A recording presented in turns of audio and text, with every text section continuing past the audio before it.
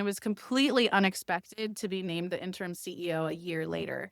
Basically, it was a transition from the founding CEO. She stepped back and then they named me, the board, and she had chosen me to step up. And they asked me if I wanted to do it because it would be a challenge, because it would be a CEO search.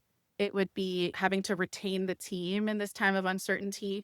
I was quite nervous because I was everyone's peer. I had maybe one direct report, but I now had to step into this leadership role with former peers. I had to manage a board. So I was very nervous. When I said yes, I realized no one expected very much. I mean, they were kind of like, don't break anything. I think I was a bit of an unknown quantity in terms of, okay, she's reliable. She kept things running. She seemed like someone who could keep the ship on course. But beyond that, I realized it was for me to exceed expectations or not.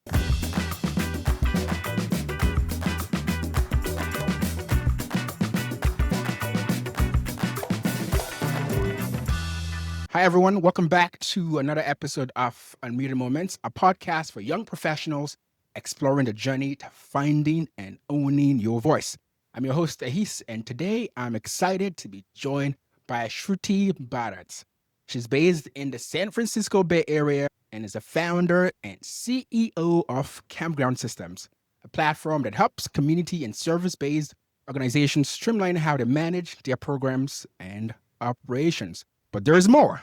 She also founded FutureMap, which is a career coaching program empowering first generation college grads to thrive in the workplace. Before launching these ventures, she served as the interim CEO of All Raise, a nonprofit advancing gender equity in tech and venture capital. And in the spirit of full disclosure, Shruti and I were classmates in business school at the Kellogg School of Management.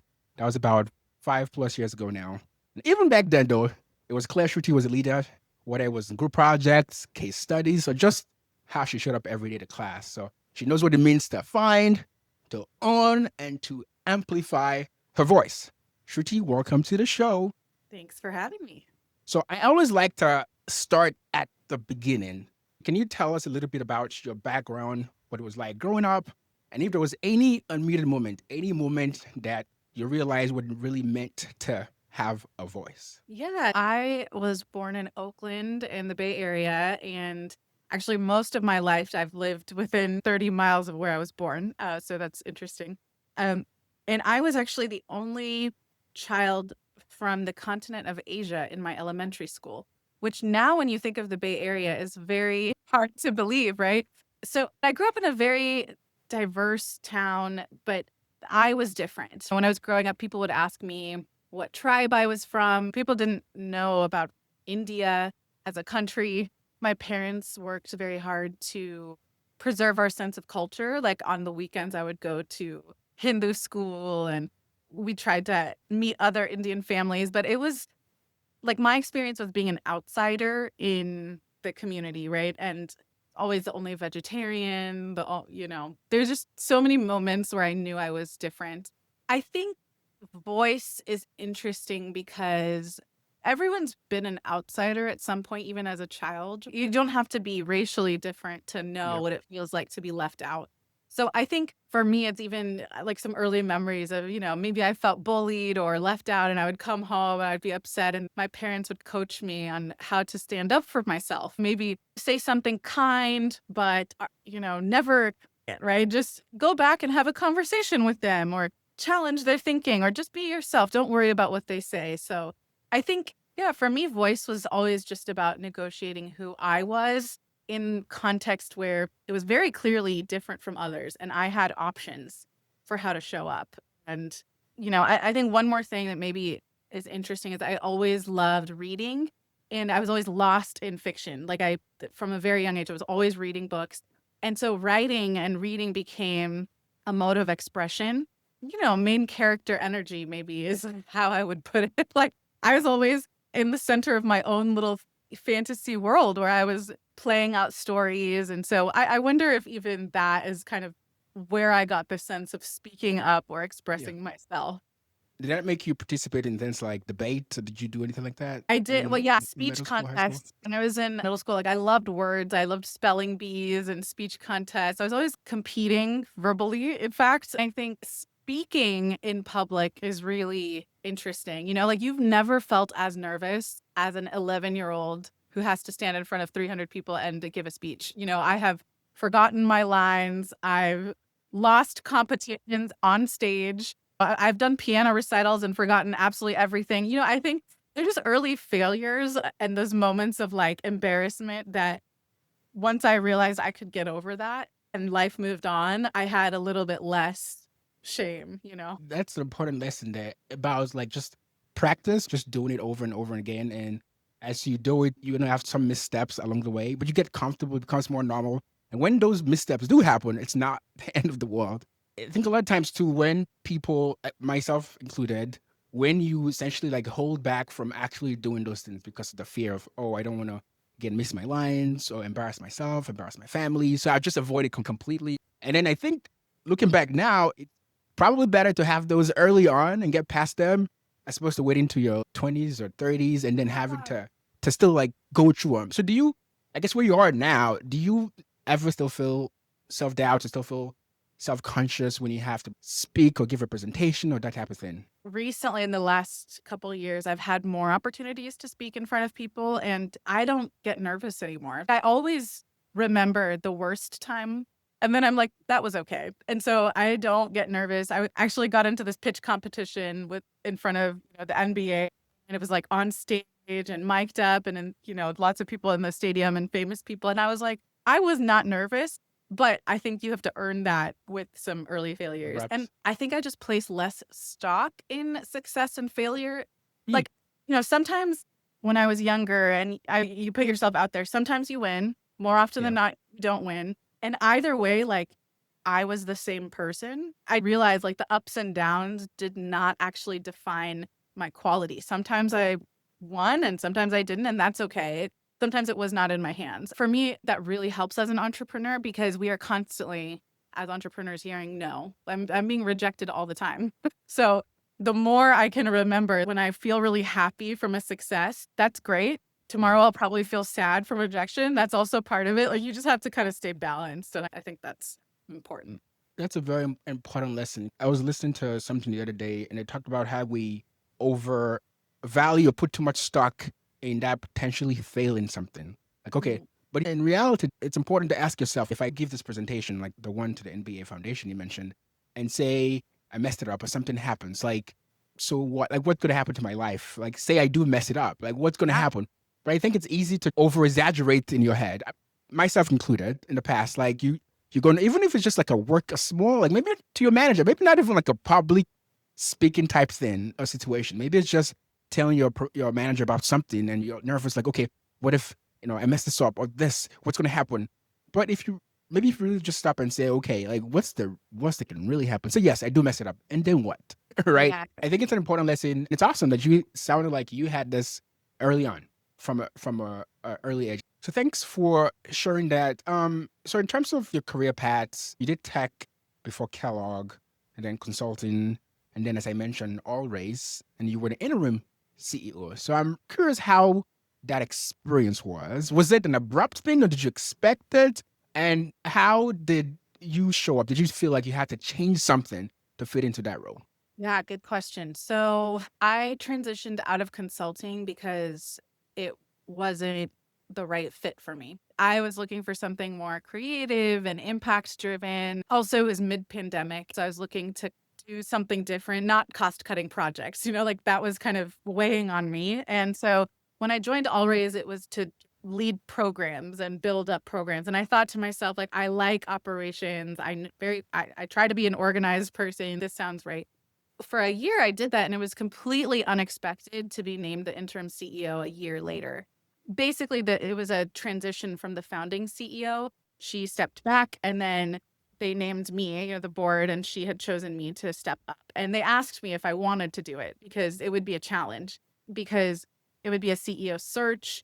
It would be, having to retain the team in this time of uncertainty. I was quite nervous because I was everyone's peer. I had maybe one direct report, but I now had to step into this leadership role with former peers. I had to manage a board. So I was very nervous. When I said yes, I realized no one expected very much. They were kind of like, don't break anything. I think I was a bit of an unknown quantity in terms of, okay, she's reliable. She kept things running. She seemed like someone who could keep the ship on course. But beyond that, I realized it was for me to exceed expectations or not. There's no guideline. And so I decided like I would just go by my intuitions of like what to focus on, which is, number one, is the team happy? How do we communicate with our stakeholders? How do I give the board a very direct, clear picture of what's going on? At the end of the experience, what I heard from everyone is that I kept it real, like the Mhm. transparency in that time. The fact that I had done the work, I was very close to the operations, helped bring clarity because it's like, okay, here's the real picture of what's needed. Um, yeah, so I think in the end, I just had to be myself because I had no other option. There was no playbook. Listening to that intuition of what to focus on ended up exceeding expectations, even for myself. So it definitely built confidence at the end of it. That was a really difficult transition time. If Yeah, I can manage an organization that's not my own through this type of change, maybe I could do this again, but for my own organization. that's amazing. You mentioned something that I want to go back to. You said you kept it real during that time. As it comes to voice, how do you see that playing a role in having a voice, like keeping it real, whether it's to your coworkers, your peers, your direct reports, or your boss? In your experience, what difference does that make that one of the principles or one of the things you do to ensure that you're keeping it real with those around you? Like, what role does that play in getting you comfortable and confidence in sharing your voice? You know, I actually have realized there's no other way to lead because nothing else is sustainable. Mm, Like, if I were constantly worried about, and don't get me wrong, like words matter and how you position yourself matters. I think, of course, there's some level where you have to filter a message, right? Or maybe as a CEO, sometimes I knew things that the team didn't know, and that was for a reason. So there is some judgment I had to use about what to share when. But at the end of the day, there's a social contract between the leader and the team, and that is trust. For me, the trust came from them believing what I say. I mm, don't know yet, but have to believe me and see the results of what I said, right? Especially in a time of uncertainty and change, staying true to my word or only saying what I know to be true felt very important. Even now, when I do sales and things like that, my style is to keep it real. I've actually said no to prospective customers. I'm like, "I mm. don't think you should buy my product. Oh, It's not the right fit because of this and this." And like the amount of trust that builds over time, maybe in their next job, and this has happened, they were like, Shruti, because she kept it real, she was honest and just said it how she saw it. They trust me and they came back later in a new role and they're like, we want to work with you. So I just, for me, the trust and relationships, that's just maybe even my personality, like being relationship oriented, being true to my voice ends up being how I have to operate. that's an awesome perspective. Sometimes trying to hide, you spend a lot of time and energy trying to capture something like, how do I tone this thing down? Or how do I not say this? And how do I walk around this thing? Is it when you could just address it and then move on? Staying in the same concept of keeping it real. Does that also mean vulnerability from a leadership perspective? Like, is it just telling people what to do? But like in terms of when you mentioned when you don't know something, like you let them know when you're not, when you don't fully know something about a process or step. Yeah. What is the role of being honest in terms of what you don't know? Obviously, you're a CEO or a leader. People expect that to tell us what to do. And then when those situations come when you really don't know, you don't know what guidance to give. Like, how do you handle those kind of situations? Mm, I think there are three parts to this. One of them is certain professions. Yeah. It seems to be very important how you appear to know everything, right? And I think consulting is definitely one of those. What I've noticed is because there's a pressure to have all the answers, there's even more imposter syndrome because maybe Mm, you don't. And so yeah. you're acting in a certain way. And I think this is very common in those types of, Professional services. yeah, where it's like, I have to have the answers. And even though I don't, that means I have to back it up with like 50,000 data points and And like, that's why they pay the big bucks. You feel like you have to earn those big bucks. You have to earn the money. but I think what that leads to is like the over Yeah. preparation. Like I need to Yeah. have all the answers when actually there may not be clear answers. So for me, at least, acknowledging uncertainty is important to build trust. I think the other point of this is like It's not so much do I not know, it's that do I trust my intuition when there's no answer? And so that Mm. is the answer, right? Oftentimes people ask a CEO for answers, and I'm like, I don't actually know, but I have a gut response. And over time, that gut response becomes more accurate, right? Because I'm getting more information and data and I test it out. Part of using voice, in my opinion, is also being unafraid to take a guess, take a hypothesis, and say it out loud and then say, let's explore this with some confidence that even if I don't have all the answers, I have a feeling this route might be fruitful. And then if not, we learned a lot. But I don't think I've ever said I have no idea. I think it's maybe like there are a lot of uncertainties here. My take is X. There's a way to be confident even while And I, unsure. I and I imagine too, like having that trust or being real or being vulnerable allows your employees to also feel empowered to maybe when they're not very sure about the answer to say, hey, I don't know what the answer is with this one, but here's what I think, or here's some areas we can explore. As opposed to just coming up acting like they know what the answer Yeah, is and then giving you something that you try and then it's garbage or it doesn't work out. totally. It's a skill I'm trying to work on for my team Yeah. where I want to bring out their voice. And so I'm trying to practice instead of me answering a question to answer them with my own question. Like, what do you think? Where would you start? What data should we gather to make you feel better about this? Trying to coach a little more Yeah. versus just me using my opinions. But it's a skill as a leader I need to develop more. Yeah, I was gonna ask on that one. So in terms of trying to coach people, FutureMap does work with sort of college grads. Mm. So I guess from a career aspect, what are some of those skills that you guys try to instill to prepare them just going into the workplace, whether it's expressing yourself and confident in your ideas for early career professionals or students who may be listening to the show? What are some skills or advice that you have for them to prepare for their professional journeys? One of my favorite recent workshops we've been doing is problem solving in the early career. A lot of folks, especially the first generation students I work with, either feel a lot of pressure to come to have the answer. I feel really stressed when they don't, right? So you feel that imposter syndrome, like, do I belong here?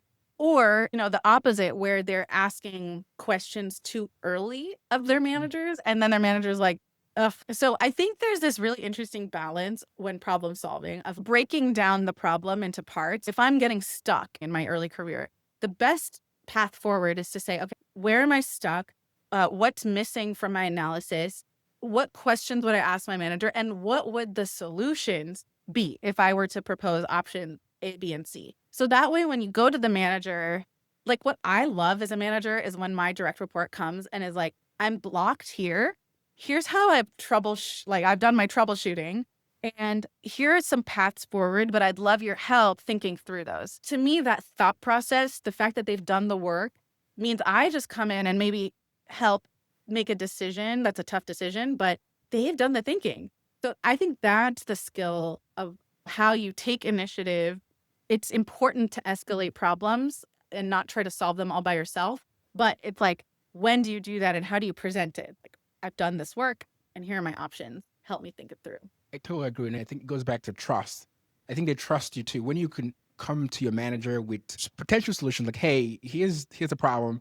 I don't know what the exact solution is, but here's some potential paths that I've thought about, and maybe here's what information I need to help me get to what the answer might be. And I think again, early on, it does help you create that trust or build that trust with your manager, and they know that if you get stuck, you're going to come to me, and you're going, I have leverage because you're going to be doing the work and not just coming to me every time. I want to go back to imposter syndrome because that's sort of been mentioned a couple of times now. What's your take on this topic? I've done a few episodes, as we mentioned before, this recording, and it's always interesting because before this show, I guess I had just one perspective of imposter syndrome and how it's a negative thing and how people go through it's always been a negative thing in my mind. But I've heard different perspective. One is it just tells you like you're growing. You're in an uncomfortable situation, you're growing. So that's one sort of take. Mm, So I'm just curious, what's your take on this concept of imposter syndrome? yeah. Well, recently a nonprofit partner of mine was like, I prefer calling it imposter phenomenon because it's Mm. something produced by the environment, Oh, necessarily something in your head. And so I think so to unpack that a little bit, yeah. I think when imposter syndrome or phenomenon is problematic and not productive is when it affects you're feeling that you have something to contribute. Like, I think that's when it's destructive, when you're like, this environment is not welcoming me. I don't feel belonging. I don't feel like my voice is heard. And I've been in a workplace like that, and it's horrible because your voice is silenced in some ways because either you're different or maybe you don't fit in with the prevailing culture or something, right? So I think that part is very not good. The And environment actually, piece. and for me, being in an environment like that meant it was the wrong place. Like, I didn't feel that my voice mattered. I was like, why do I feel like I'm not qualified to be here? I got through this hiring process. What's Yeah. going on? Why am I being made to feel that way? What is happening? And then I was like, I just think I need to be in an environment that allows me to be a bit more creative, pursue my ideas more. So for me, imposter syndrome was like a sign something was wrong. But that's because it didn't actually affect my confidence. I think that's where it can become really, like, especially in an early career, if Yeah. you start internalizing that and you're like, wait, maybe I really don't have the skills. That's Yeah. when maybe it's just not the right environment. That's an important distinction. This is a new perspective on the topic. So, if I hear correctly, it's all about the environment and not so much yourself internally per se. So, I guess let's assume like you actually felt comfortable enough to do the thing that it is. Maybe it's a presentation or just doing your work, trying to make connections, or you've done something and then gotten some feedback that your voice was not appreciated.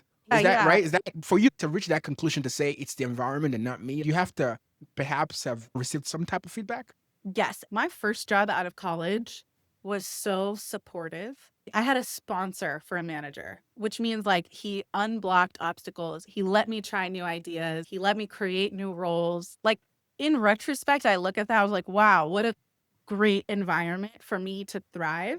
When I was in a different environment, I got feedback like, hey, please don't speak in meetings unless we prepare beforehand. We don't want the most junior person to share their opinion. And I was like, but if I had something to contribute, then, and surely you hired me for some sort of reason, then that feels weird to me. Like that. And I think part of it was the culture contrast, Yeah. right? Like, having come from an environment where I would felt valued and my strengths were seen, and then being in an environment where they were like, don't talk because we don't think you have much to contribute yet. Of course, there's a lot to learn in any new environment. I just didn't like the feeling that it almost didn't matter who I was. I was in sort of an interchangeable. I was like, well, I think I had a unique perspective. So I kind of want to go to a maybe, and this is what prompted me to go to All Raise, for example, like a smaller team where I could be a bit more autonomous and creative. Like that, I ended up realizing was the right environment for me. But to your earlier question, if I didn't have that contrast of environments, maybe I wouldn't have had the confidence to know, like, oh, it's actually not me. Because It in other, wasn't. I've thrived.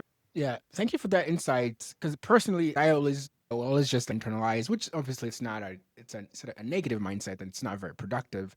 Some of the things I've heard from prior guests in the show is this whole idea of testing out those assumptions, right? When you're scared to do something or you don't feel confident in yourself, whether it's a presentation, asking for a raise, or whatever it is, right? It's easy to just have internalized with negative experiences, but to ask yourself, like, are those assumptions like real, valid, or am I just like making this up? Am I in my own head?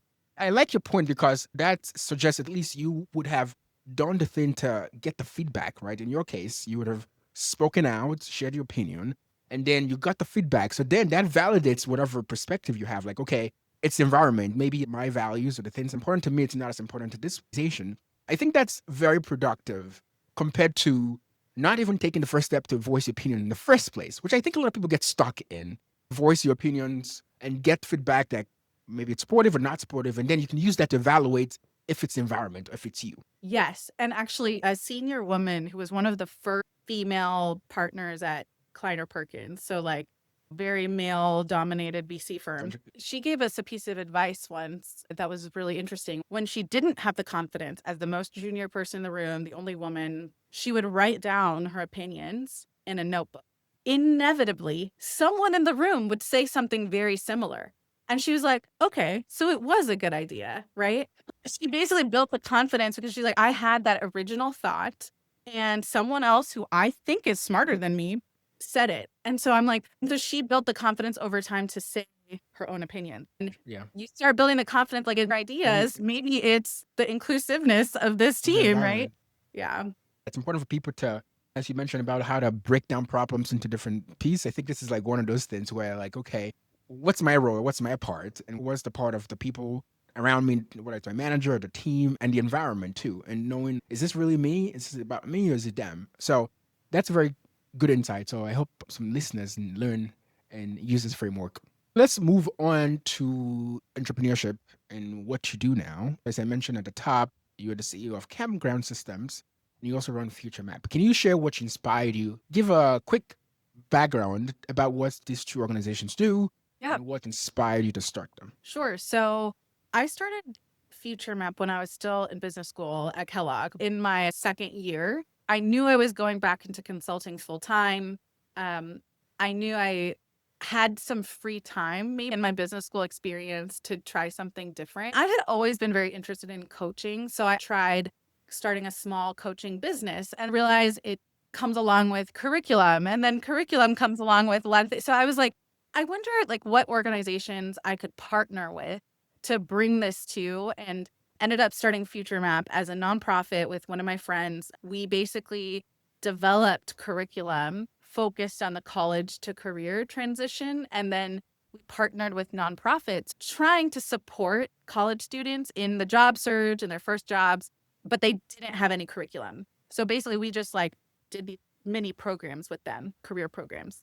So I always kept FutureMap up on the side, like since 2018. It's been sort of a weekend and evening project. That's amazing. Yeah. At this point, I actually converted it to a business so that I could do it more as consulting. And so it still brings in kind of side income, not that much, but enough where it maybe Something. alleviates a little bit of the entrepreneurial stress. Yeah. Cash flow is definitely the biggest constraint. When I was at FutureMap, I got to work with all these nonprofits. And when I was at Allraise also, that's when I first became acquainted with how bad the systems and tools were that program managers were using to run career programs and cohort programs, like leadership programs, networking programs, internship programs. So I basically got a bit of a like behind the scenes look at how all these different orgs were doing it. And I was like, there's no system that is built for this purpose. Like either people are using Airtable and spreadsheets to manage like their lists of students and curriculum. All this complex stuff was in spreadsheets, Mm. other tools, or people are investing like hundreds and thousands of dollars in Salesforce, and neither of those was really fit for purpose. It didn't meet the needs of small organizations. So that's what prompted me. I took a little bit of time and then sketched out the product that I really had in mind and then started building it, and yeah, found a co-founder and was off to the races, and found out I was pregnant right about the same time. So Lots of that's things. about less than 2 years now Yeah, for Campground exactly. Yeah. System. Okay, good. And April 23. what's been some unexpected turns? Is anything unexpected along the way since then for you as a leader? I don't know if it's unexpected so much as new, like fundraising, for example. When I had to fundraise for Campground, I raised a small pre-seed round and it was so difficult. It was just horrible. That was new. This was after the craze of, was it 20, because if this was in 2021 when there was funding I everywhere. know. So this is post 2021? Yeah, it's gotta be 20 post 2021. 3. Yeah. 23. So Yeah, you missed the boat. I missed well, so I was late to the game. I wouldn't call my business an impact business exactly, but I work Yeah. with, government agencies, nonprofits, and workforce programs. Those aren't like classic VC industries. Yeah. So I would say fundraising was really challenging. Being pregnant while fundraising and starting the business was hard. Finding a co-founder that I didn't know was hard. So everything has been challenging. The first year is like getting your first 5 customers and then the next 5 customers. And then suddenly it's like, okay, now I need to make more money from those customers. And every 3 months, there's a brand new company defining challenge to solve. Everything is unexpected and new. I guess that's why they say entrepreneurship, it's a 24/7 job. Yes.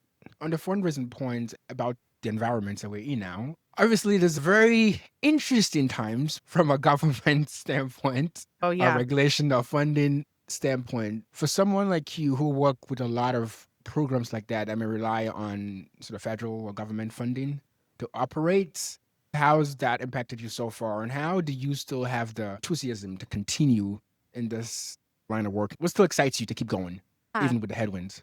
I think there is an impact, and we're still trying to figure out what it is because the main impact has been uncertainty, right? Maybe one of my customers has been impacted severely by federal funding and like paused their contract. The rest of them, they get funding from state level or philanthropy. The challenge is every organization is now in this environment where change is inevitable and we don't know about our budget in 4 years. As an entrepreneur, the impact is delays or uncertainty, and that's challenging. Campground is basically a system to run in a more efficient way and to track the data from those programs. And I think that's a long-term goal that will always be there or become more important. I mean, we can joke about Doge and efficiency and things like that, but if they really care about efficiency, then part of that is also like the systems, tools, the Updating data. your systems. And I think a lot of the programs that use Campground are workforce initiatives. And the goal is to get people jobs and to create economic opportunity and mobility. Should be very bipartisan. Yeah. So actually, just recently, I heard apprenticeships are still a priority for this administration. While it's unfortunately whimsical and sort of hard to predict, it's also when I just feel like there's going to be more need for what we're building, not less. We're just getting great feedback from customers. And they're like, we still need this. I can't focus on everything out of my control. Some orgs that are totally dependent on it have been upended. Luckily, we're not in that position, but yeah. That's awesome that the service that you have is still going to be of high value, regardless of the type of political climate. The goal, right, is to help those organizations to have better metrics, better ways of running, and hopefully achieve efficiency. Which I guess that's a goal now for everybody. Everyone wants efficiency. So you're right, aligned with that goal of efficiency.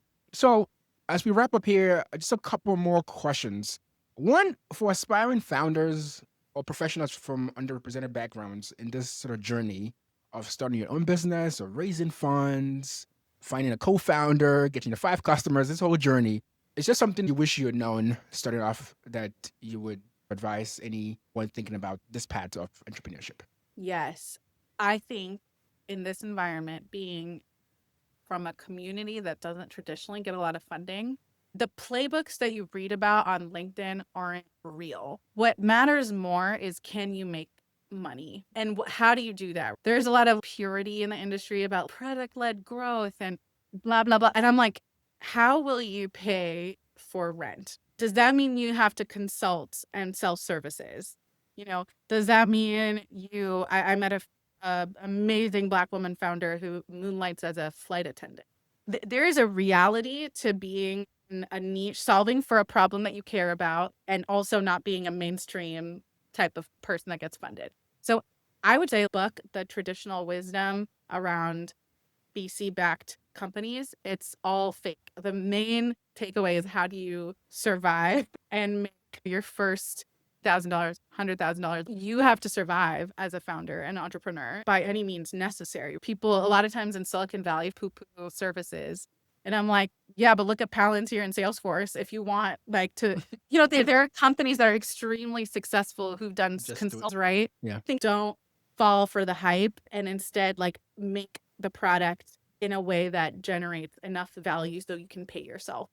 Yeah. If I'm hearing correctly, do not go in thinking I'm going to raise funds from VC to make this work. Find ways to make it work on your own. And maybe I guess the VC will just be a bonus on top. Exactly. Well, we all need capital to grow. Yeah. I think Yeah.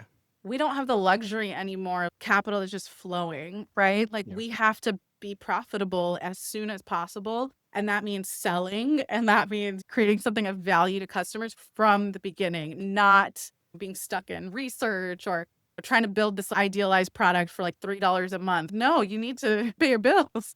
So again, I'm just trying to tie this back to voice. As a leader now, CEO, how do you choose what mediums to express yourself? Obviously, we have all the different social media platforms, things like this podcast. Generally speaking, like how do you is that something you even think about to say, okay, like if I have this particular view, I go to LinkedIn or I go to Threads or whatever it is, X, or I just have one medium that I use and I stick to it. Or how do you go through that process? I use LinkedIn a lot because I need to reach my customers. It's like a sales and marketing thing. For me, sales and Yeah, marketing is using my voice yeah, authentic. I have to share my insights. That's the only kind of content that I think will stand out. So, like, that's the channel I use most. I'm not trying to make statements necessarily yeah, outside of like the insights I have about my product and offerings, right?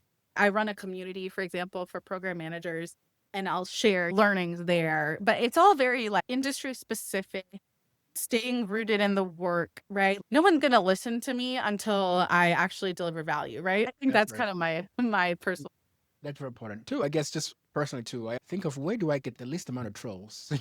Like Yeah. where do you add value? People are there to receive it, and if they don't like it, and move on.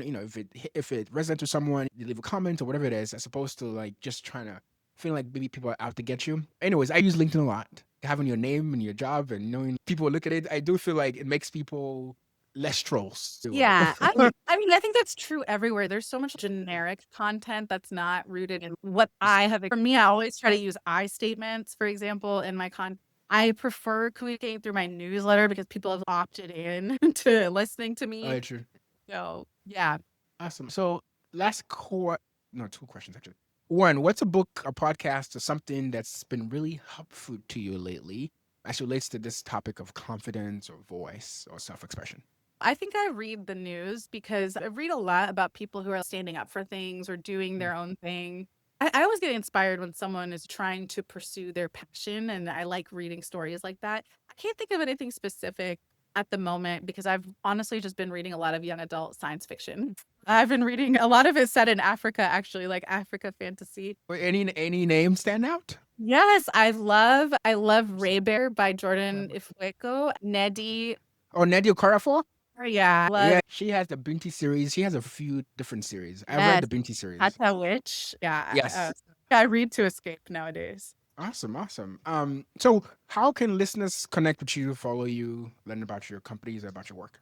I'd love folks who find me on LinkedIn and connect. My LinkedIn is where I share my thoughts, what I'm working on, and I also love seeing people's career journeys. It's kind of an interest of mine. Never know what interesting opportunities come from that. Okay, I will add a link to your LinkedIn page in the show notes. Thank you for this conversation. It's been very insightful and helpful. Thank you for sharing your journey and being so generous with your experience.